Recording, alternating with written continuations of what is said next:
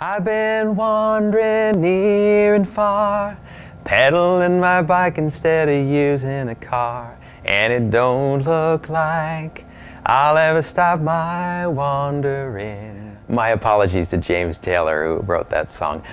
My name is Willie Weir, and I'm a columnist for Adventure Cyclist magazine, and I also have been sponsored by R&E Cycles for many years, who have provided me with some pretty amazing Rodriguez bicycles. And the folks there asked me to put together some images of the road as well as some travel tips, and hopefully you'll find both inspirational for an upcoming adventure that you're planning. Thanks a lot.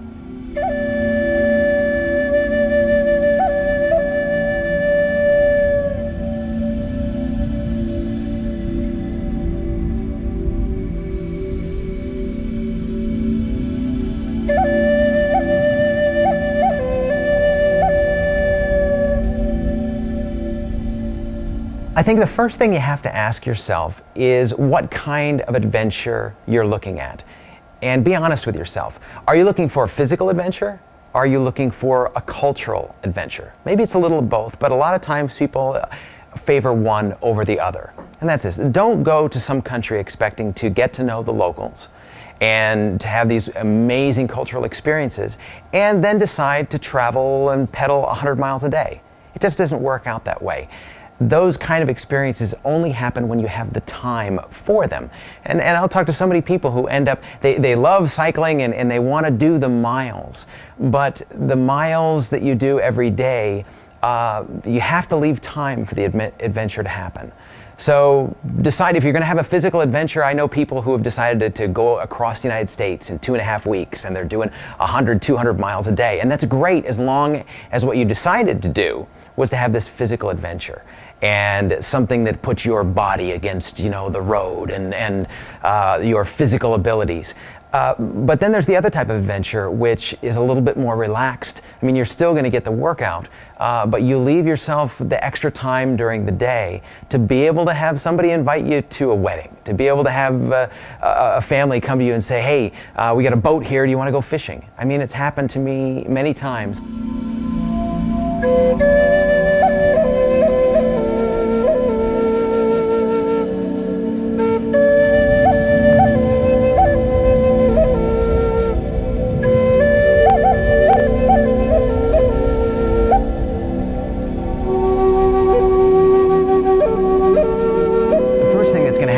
When you walk into most bike shops is that they're going to try to sell you the latest and the greatest. I mean, they're going to let you know that in 2004 they just came out with this great new derailleur that does everything that you could possibly do with a derailleur and that much more. And that's great. I mean, if you're a racer or you have access to a shop and you're going to, it blows up on you and you can head right back to the shop, that's great. But for most travelers, you're going to be on the road for 3 months to 6 months. Sometimes you're going on a long journey. And the latest and the greatest is going to have problems. I guarantee it. So instead of doing this year's model, go to last year's model or the year before that. Ask the person at the bike shop, what has everybody used that they've liked a lot? And get that. Don't go for the latest and the greatest, not as a traveler.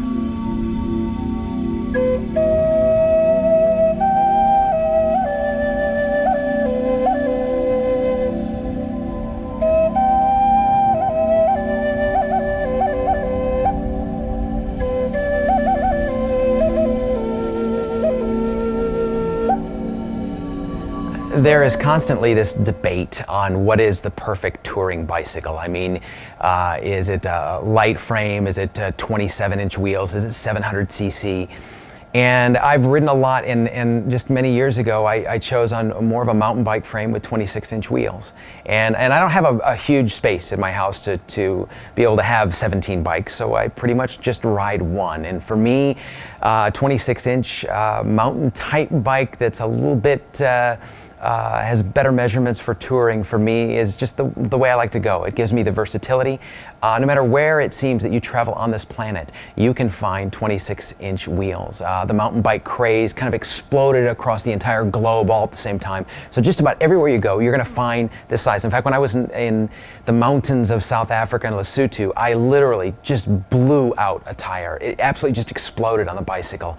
And I ended up limping down that mountain pass and going into a bike shop and I was able to buy the exact same brand Continental 26-inch tire that fit the tire that I was riding, so the rim that I was riding.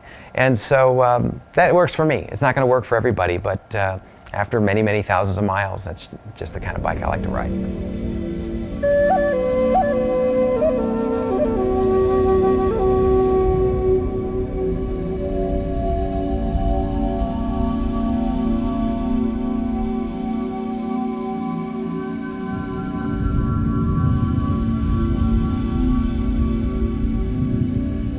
All the Rodriguez bikes that I have ridden have had S&S couplings, and these are couplings that are built into the frame that allow you to be able to take the frame apart. And most people use these to be able to take the bike apart. You can take a full-size bike and be able to get it in a smaller box to be able to take it on the airplane or be able to put it on a bus. It's very convenient. I ended up having one situation where it actually saved my bicycle. Kat and I were traveling in Albania, and we were robbed in a small village outside of Kukës. And they took our money, our passports. They didn't take our bicycles.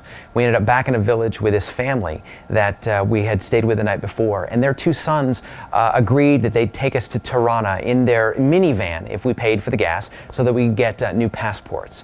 And so that next morning we got up and we got our bicycles and we were putting them in the minivan, and we tried to put them out, but you could still see the bicycle seat. It was standing up a little bit above, and the one son looked at me, and he was speaking Italian, I was speaking Spanish, and he said, "We can't carry the bicycles in the car this way. The police will stop us, and believe me, they will take these bicycles. That's just the way it works in our country." And so I looked at him, I smiled, and I got out the wrench, and I undid the S&S couplings, took the bicycle in half, and it easily fit underneath the seat, and we were off to Tirana. So that's probably always going to be the most interesting way I use my S&S couplings, but they've really served me well.